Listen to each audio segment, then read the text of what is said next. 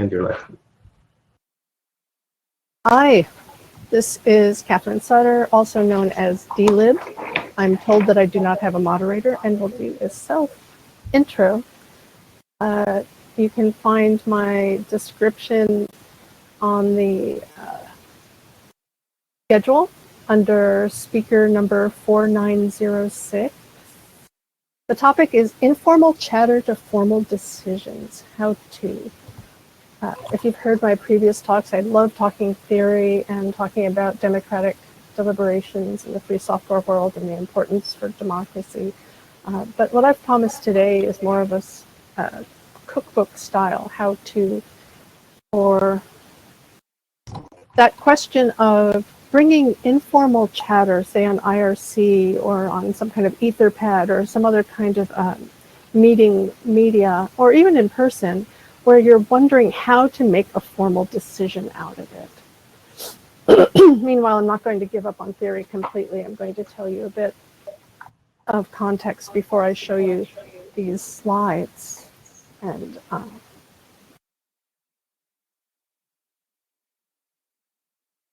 so apparently I do not have control over the slides. Is there anything anyone can do about that for me? It's ready. Should be ready now. They're not. Okay, now I see arrows that I can forward them with.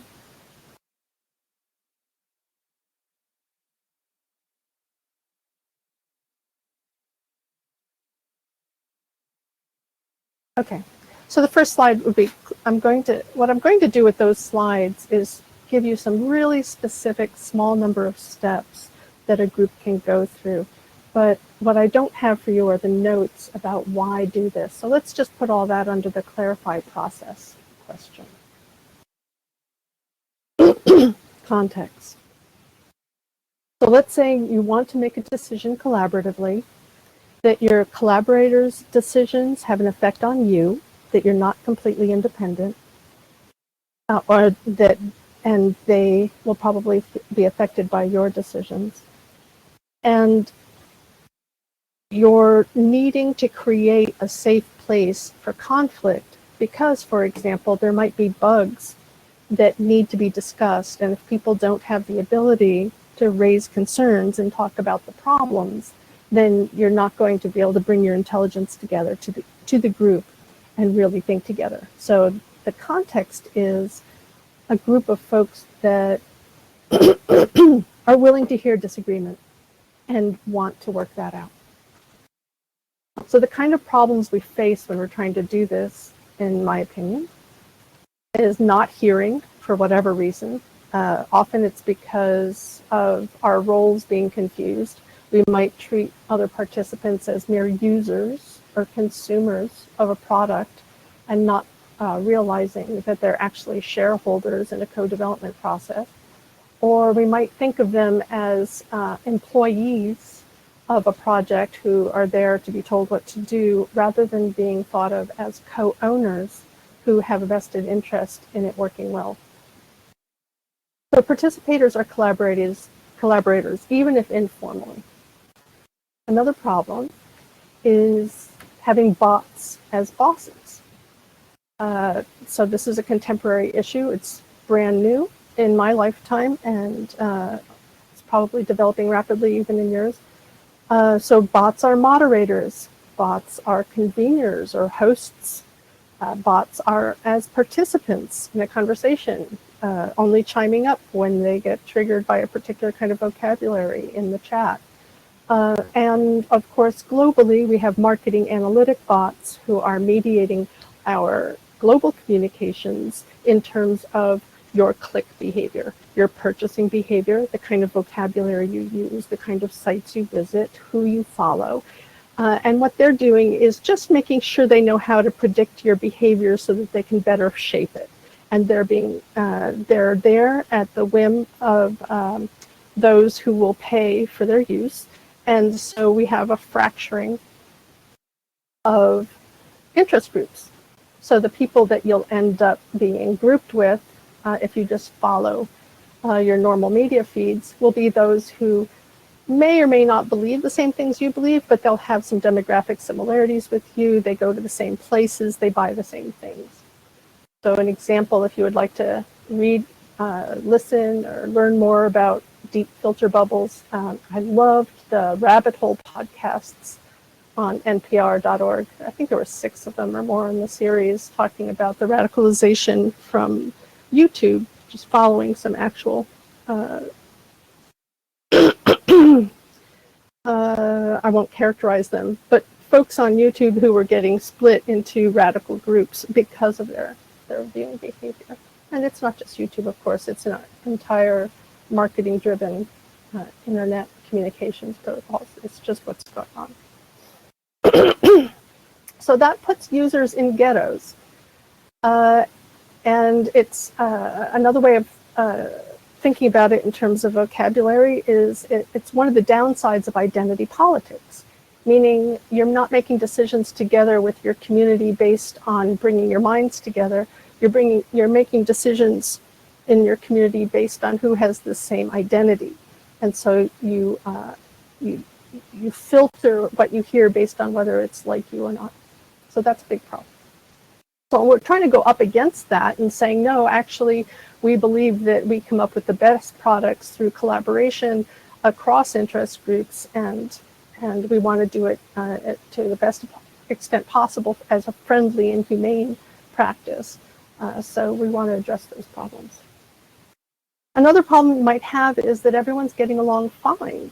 And you just wonder, okay, we're chatting, but how do we formalize the next steps if we don't have a boss making the decision? You know, or if we are our own bosses, or if our boss is actually someone we hired who's wondering from us, you know, maybe we're a board of directors and the manager, the director, the executive director is asking us what we want, and we need to learn how to make a decision together to be able to delegate that easier, that direction easier. So how to go from informal to formal. That's one of the problems we address. Also, you might just find that, well, I guess another way of saying it is that the chat is just not progressing to a decision. So what goals am I suggesting we're looking for here when I'm telling you about this how-to, you know, this cookbook method of how to make a decision together? Let's say your goal is, and these are many different ways of saying the same thing, you want collaborative intelligence. We want to use the brain power of everyone involved and learn as much as we can from people's different perspectives. We want to deliberate across sectors. We want to avoid the downsides of populism, where the mere majority will decide what should be done, not necessarily what's good for everyone. We want to learn something true, something sincere, and something appropriate to this context with people who are different from ourselves. And we want to create that safe space for conflict. Ta-da! That's the whole theory part. This all gives context to this set of cue cards that I'm setting up. Uh-oh, missed a part. Vocabulary. I'm going to talk here about facilitation. And facilitators are a little different from moderators, which, you know, we're familiar with moderators on IRC channels and that kind of thing. Let's say, just for this context, we'll say that moderators keep conversation moderate. Mediators put themselves between participants. Arbitrators are empowered to judge or decide. And facilitators make conversation more facile. I think that's French. It's more easy. So we're talking about how to make things easier, and we're asking, because I promised in the description of this talk, something anyone can do. You don't have to be the facilitator of a conversation. You don't have to be the moderator. You don't have to be given specific power other than as a participant. And I'm going to go through these cards suggesting these are the things you might be able to do to help. There are different kinds of questions you can ask, and that's the main goal I'm going to talk about here. All right, so now for the slides. Clarify process. This is the first step. What process are we going to use? I just told you I'm going to, my process will be that I will tell you a bunch of stuff, and I'm going to use slides to do it, and I believe you understand that at the end there'll be questions gleaned from the IRC if there's a moderator to do it at that time. So these cards were created so that you can download the PDF, which will be the PDF slides that will come with my talk when it's recorded and made available, hopefully. On one side it says clarify process, and on the back side it has what the facilitator's notes. So imagine you're sitting in a room and you're holding this card up, and these are the cheat sheet notes of what you're doing when you're clarifying process. So when you're clarifying process, you want to be asking about the context. You want to tell people, this is what we'll be doing now. Here will be the rules of engagement. These are the questions to ask when you're clarifying process. What are our roles? What are the rules of engagement? How will a decision be made? And you might be told, actually, we're just going to hear a presentation now, and that's all we're doing today. We'll be meeting another time to discuss it. What have you. Also, remember that context is also about what language are we speaking here. Do we expect everyone in this audience to be from the East Coast of the US and familiar with this fast pace of communication?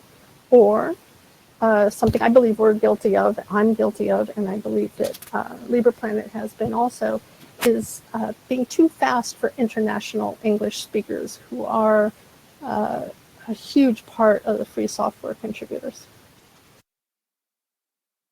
I'll think of more context things. Context is also about appropriateness. What are the rules, the roles of each person?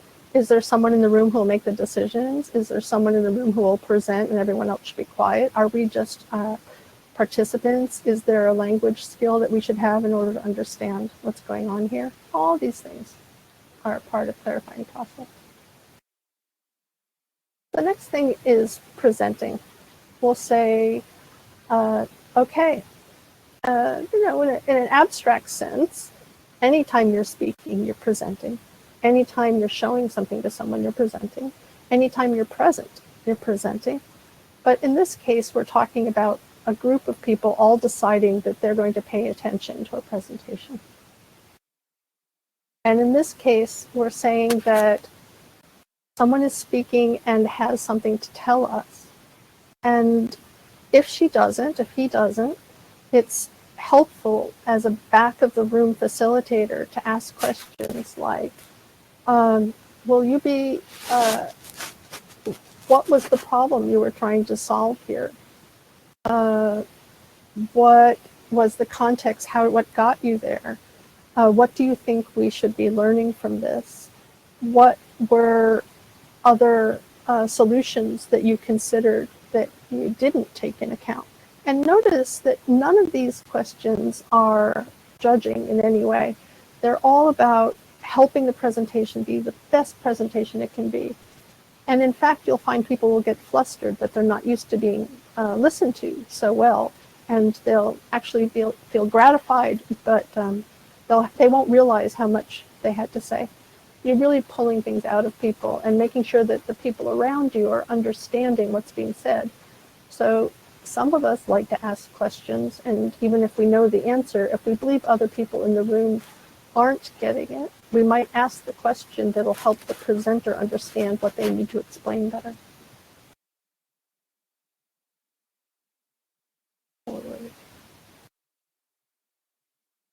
Clarifying questions. I cheated when I was talking about the presentation. Basically, after the presentation, that is when you'll be asking the clarifying questions, not while the person is speaking, clearly. So this is the moment where self-control is needed, where speaking to the point is important, because this is not a time to tell the speaker what you thought about some aspect of what they mentioned. It's not even the time to tell them about a problem that you know of, even if they asked you for problems. Clarifying questions really are just the kinds of questions I was just speaking of a moment ago. helping the presenter really get the material out in a way that gives people everything they need. And also you'll find that it helps participants know whether in fact the way they heard and what they heard that they believed was obvious, they might learn that other participants heard it very differently.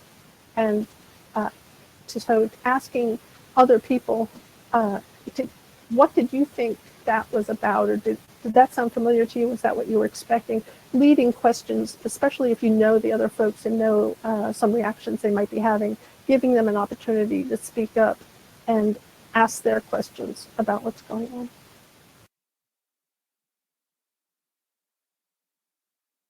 All right, it's not really open discussion. The next step is not really about saying whatever you want, just opening your mouth and blurting out stuff. No, we mean something kind of specific here. After you've really found out what the person was trying to say and what the full proposal was, open discussion is about the broad context of the problem. Just understanding that there was a problem here and having it be interesting that they've been working on it. That this discussion might set a precedent for the long term in these particular ways. It might say, I think you're really onto something, and maybe even praise some aspects of the topic. And again, it's not just talking at the presenter. This is people talking with each other to help share with each other what they believe is obvious at this time. And there's no disagreement. This is a sharing.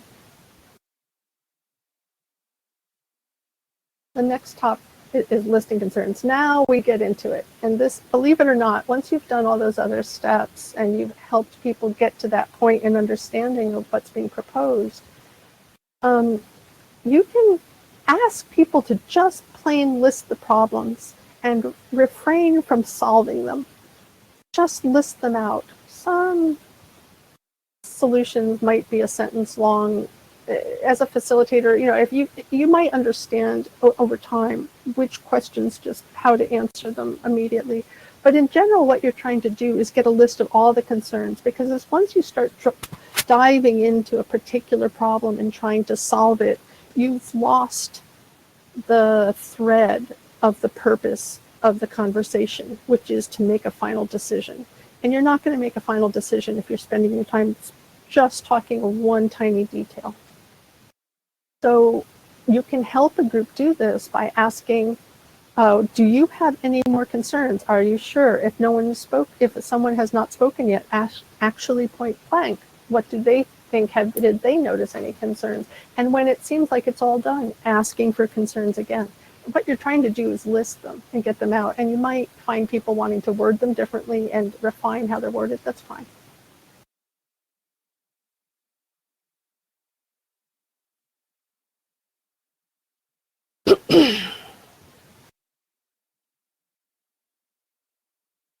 Whole group engaged, like a brainstorm.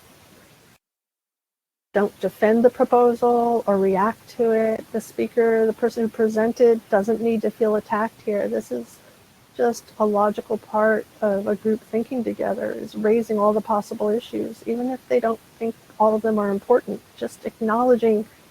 In fact, if someone acknowledges to me that there might be a problem that they don't think is a problem, but they realize I might, I feel heard, and I'll stop feeling defensive right there. So there's a real value in listing the concerns before you ever get to any kind of conclusion.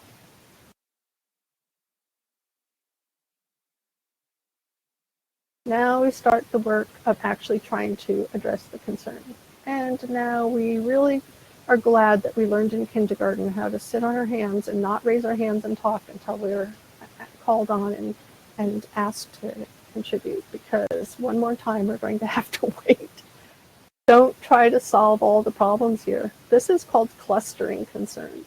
We're going to look at the list of all the kinds of issues this proposal might raise, and then say, here are the types that might be technical issues, these marketing issues, these might be real location issues. Whatever the problem is, it'll have its own categories. But the point is that you're coming up with grouped concerns so that when you do start talking about the details, you'll be able to address all of those in that group together.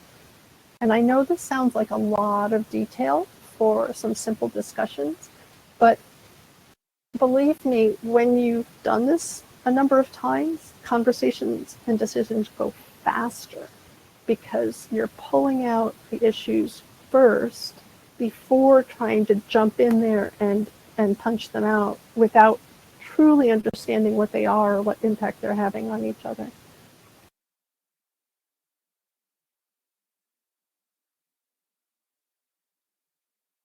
So I have some facilitator notes, like on all of these slides. On one side, one column, and the other column at the back of the slide has group instructions. The facilitator and the group work together to group related concerns. Look for patterns and relationships between concerns. It's still not yet time to resolve or respond to them. Patience. A lot of patience needed here, folks. And if you're someone who's had a lot of privilege because it's your project, you've always been able to make all the decisions, now you're having to listen to other folks, this is the part where it really is useful to sit back and let people do this work. You don't have to worry about them making a decision you don't like. You already have that power. All you have to do is work on the biting your tongue, listening carefully, and not just preparing what you're going to say next, but pay attention. Ta-da! Resolve a concern. So this last step here is not about resolving all the concerns.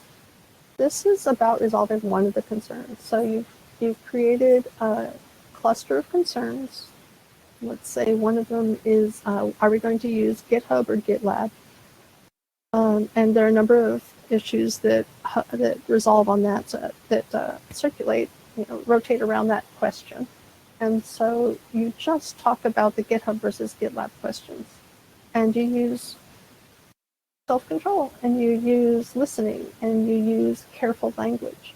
And you resolve that one. And when you come up with a decision on that, you ask, do we have a decision on that? And if you do, good. Check it off, write it down, and keep a note of who it was that was there that said that they were willing to move forward on that, and the next step of, but we can't really move forward until this other person who wasn't present is also here and can hear. Look at all these wonderful notes we have about unpacking this whole issue and all the thought we've gone into it, and see what they think. And they might have something to add that you didn't know about, and they're likely to be very impressed with the work you did. So I think that's going to be. So what is a consensus? So let's say you've done that, and you got a consensus on how to work out certain parts of those concerns, but you don't have them all addressed in order to really move forward. And then what you'll do is it's iterative. You go, okay, here's a new problem. We need some proposals on how to solve this. We might not be able to do it in this conversation. Have someone go off and come back and tell us what they think we should do for that. But let's say you do feel like you're ready to make a decision of future action together.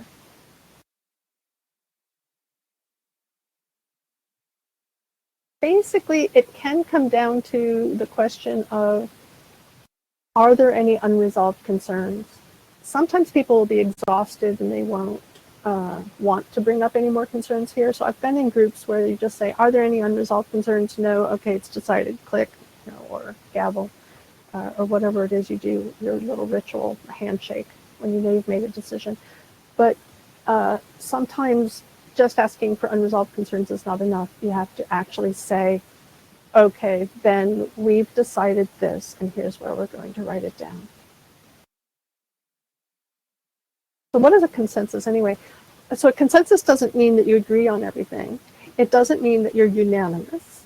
It doesn't mean that we're all together happy in a little basket. Consensus means consensus, thinking together, like connect, senses, like all of our senses, both feeling and thinking. It means that we've thought this out together. We've connected our different minds together and put them to work on this problem, and it looks like here's a good statement of where we're at on this. And sometimes your consensus is we all want to solve this problem. We have concerns that the problem might not be defined correctly. And we certainly know that here is a list of issues, concerns that will need to be addressed before we can solve it. But we agree that we do think it's important and that possible avenues are these. That might not sound like a big decision, but believe me, if you can get that done in one meeting, you're making a lot of progress. And if you can't get any of this done and it's just iterative, it's the thing, it's the glue that'll bind you together and make decisions that will stick, that will help people move forward and feel like they've gotten somewhere and stop the grind of continually rehashing the same things, because no decision can be made.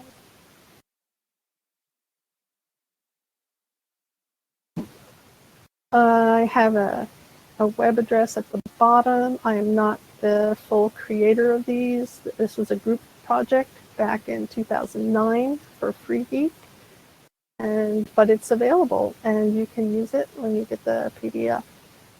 I hope I have not been talking to myself and that other people are hearing me, because I do not have IRC open right this moment. I'm going to look and see what's up. Moderator, what's the story?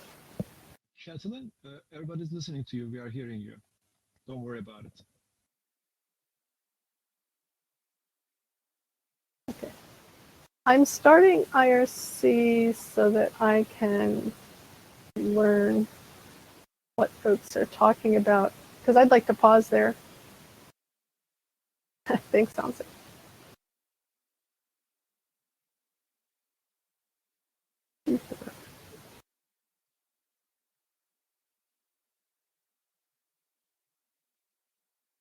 So I'd like to have some discussion.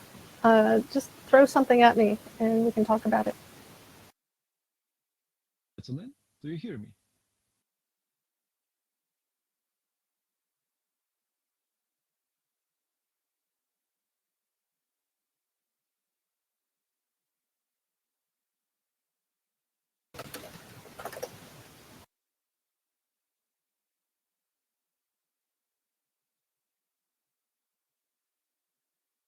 Do you hear me?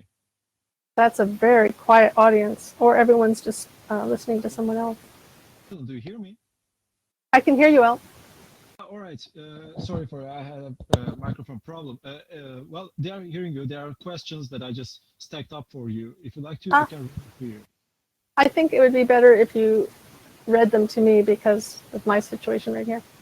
Yeah, sorry for the latency. That's okay. Computers. Okay. Vagrancy, I suppose I just pronounced it right, has this question. This sounds useful for things like bug reporting, but any suggestions for how to keep the spirit of this process while still reducing the round-trip time of sending emails back and forth for each step? Ah, interesting. Very good. That's a very good question. So let's say that you've gone through those steps enough times, or studied them and picture going through them, or listened to other people doing it enough times, so you've kind of taken it in as an ethos. Then when you're responding to an email, you can recognize things like, is this a brainstorm where people are just throwing out ideas? In that case, a good response is to make sure it's listed and ask if there are any more ideas, right? So it doesn't mean you have to do everything by every single step with many emails. The point is that you're doing a lot of emails anyway. So it's helpful to picture, where are you in this decision? Are people just chatting about a problem and kind of sharing ideas and concerns, and there's no real proposal on the table? Or is there a proposal out there? Another thing, of course, to pay attention to is when there are problems, when there are disagreements about how to move forward on something, which way something should be done, you could remember the differences between, I'm going to move the slides back to something more like clustering concern. remember, there are different kinds of challenges, and conflicts can be of very different types. So the if people are arguing about the facts of the matter, there's no need to be calling names, right? Or deciding what the rules are here. You just need an objective way to validate the facts, and those ways are findable. If people are calling each other names, or are suggesting that someone's not acting in good faith, or saying they don't believe someone, or those are trust issues. And so to resolve a trust issue, you have to go with history. There could be folks who know the background of the speakers and where they're coming from, and can say, no, I don't believe this is coming from, an effort to, or you can even say about yourself, this is not coming from anger towards the project. I'm making the suggestion because I believe the project would be better suited with this solution. So basically, those kinds of trust issues are about who is the speaker, where is this information coming from, is there a history of appropriateness, of a sincerity? Can you really look that person in the eyes, or read what they're reading and say, I believe this person is in good faith, even if they have some of the facts wrong, which might not be really the issue. It might be just a question of where is this coming from, right? And then the last one, of course, is appropriateness, the context, the rules. Maybe the conflict is not about the facts, and it's not about trust. It's because this is the wrong place to be talking about that issue. It's disrupting what you're trying to do, and there are other avenues for addressing that kind of problem, and people can be either directed to those ways of doing it, or to those times and places, or to those lists, or to that other project whose design decisions have made an impact on yours, but you don't have the ability to change. You want to see, where is the challenge? Who is needed to address that kind of trust issue, or that appropriateness issue, or that fact issue? So I guess that's my long-winded answer to, yeah, but what about long-winded emails that are going back and forth? That these things can be just thought of as something that's happening all the time. Well, Katheryn, if you like to, there are more questions. Either you can have them now or at the end of your presentation. That's it. Yeah. I don't have anything more specific. I wanted to say I do want to hear the question. Go ahead. All right, cool. Okay. All right. Omsai asked, well, I'll read it directly. Love the presentation. I never thought about separating all these steps to go from informal to formal. What are your thoughts about the effectiveness of asynchronization versus synchronous communication, applying all these steps towards consensus building? That's the question. Well, the easy answer, which might not be the best answer, but the easy answer is a lot of work is needed, because this method, the way I know it best, is in person-to-person meetings. So what I say now is just my general sense of of the pros and cons of email versus chat. In both cases, the written word has the problem of being more formal, even in very informal situations. So the power behind words is much greater. You can't, on the East Coast, here's an example.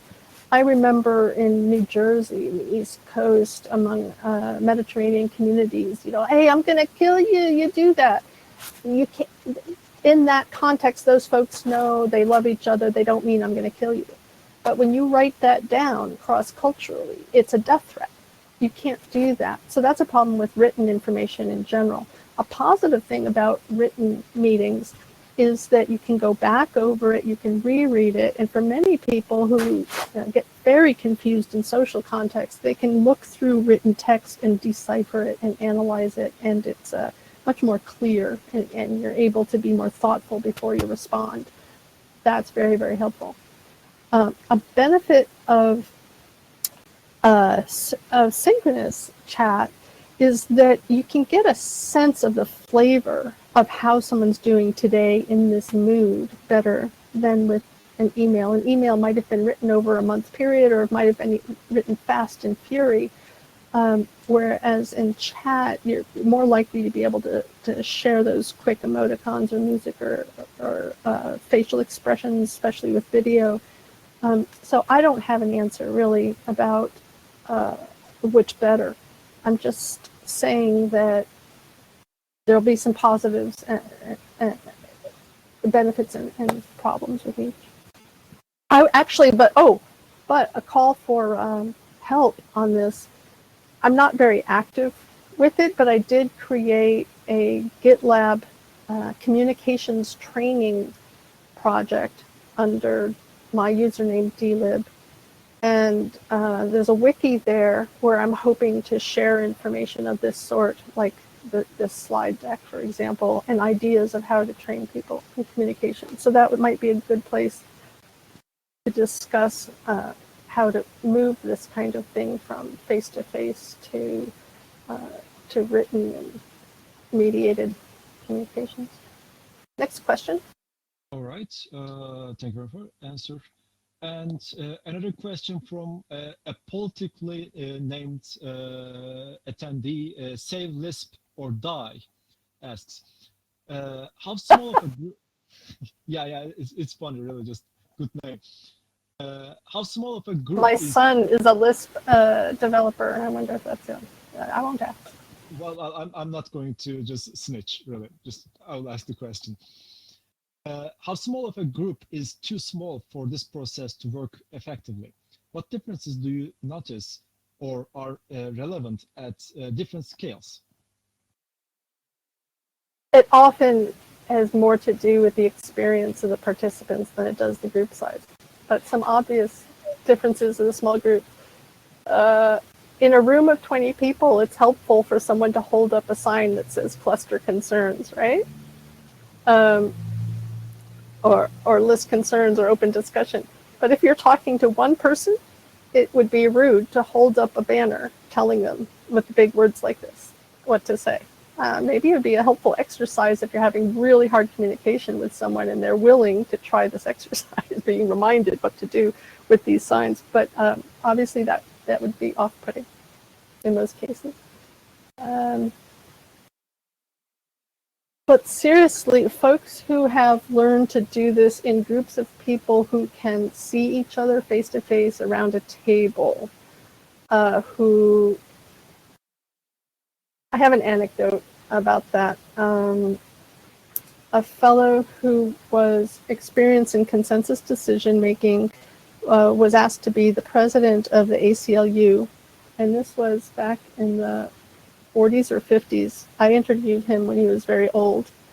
And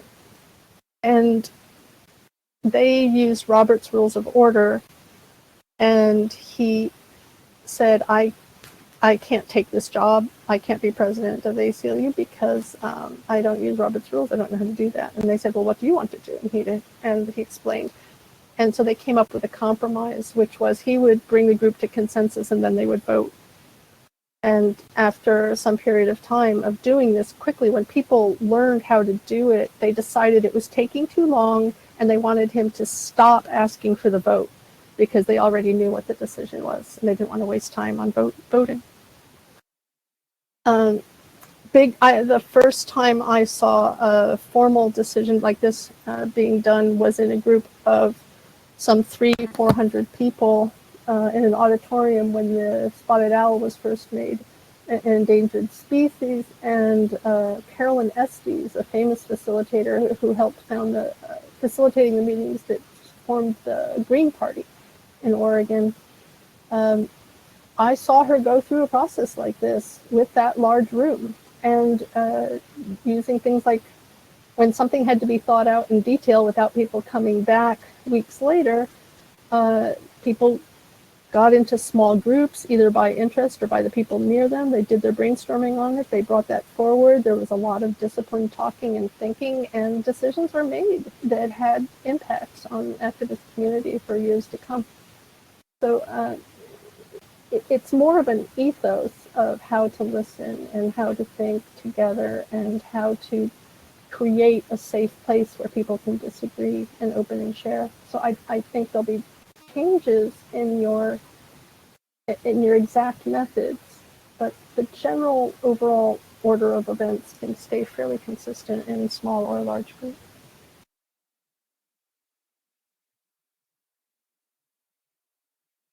Thank you very much for the question. I hope you were done, right? Yeah. Sorry, Okay. I should have said. Okay. So I suppose some people couldn't find the wiki that you mentioned, so they're asking in the IRC. So perhaps after your presentation, you may go there and just give them the I link. don't know if it's open. It's this is the Debian. Salsa, I believe it's salsa Debian.org. Debian.org, and then you look. You can look under users. I think my name is more distinct than the name of the I project. think somebody found it and just posted it there. Oh, thank you. Oh, okay, so that problem solved. Okay, well, I may ask you as a personal question. I have a free software community over here, and we are actually taking this discussions and also having a decision unanimously quite seriously. So sometimes it can be a dead end. But what I realize that sometimes some people are actually influential in a circle, and so they can sway the group's ideas and decisions quite a while. But that can, from my perspective, they can be counterintuitive for the group's interest. What would you think about that? We're social animals, and we make social bonds with people, and some members of the group will have deeper, better, more beautiful, scarier, I don't know, whatever, different kinds of bonds. And so communications will always be mediated by those kinds of human connections. There's no way around it. How you use it in your group is another question. So there are often in so-called diversity discussions, advice given to people to understand why some people might not be heard, institutional reasons or personal issues, what have you.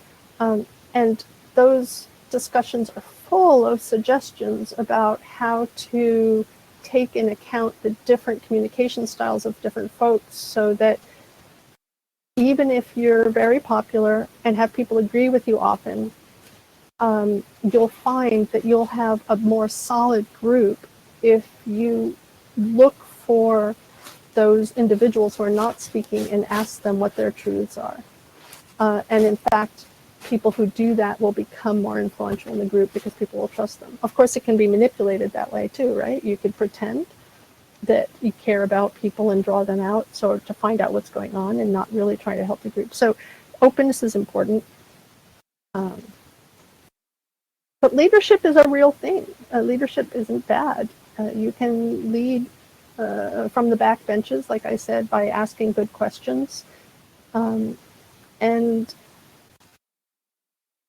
your group, if you feel that your group is taking advantage of parts of its brain that are laying dormant, or understand if the left hand doesn't know what the right hand is doing, then you want to use techniques to help compensate for that.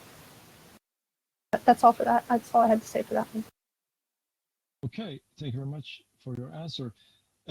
It appears, everybody, thank you for your presentation, and there's not much questions that I can see if there's none coming up now. So that's it from the folk. So Hey, thank you, everybody. I had more media, I had more ideas what I was going to do, but I'm glad we did it. We got this done. Talk to y'all later in IRC. we still have 5 minutes if you like to. Otherwise, we can go to IRC room and we can prepare the room for the next speaker. Oh, I'll go see what's going on in the Jupiter IRC. Bye-bye. Okay. Thank you very much for this lovely presentation. Really, we appreciate it, and see you next year, we hope. I want to see you. I want to see the audience next year, maybe. I hope. Bye-bye. Bye. We hope to too.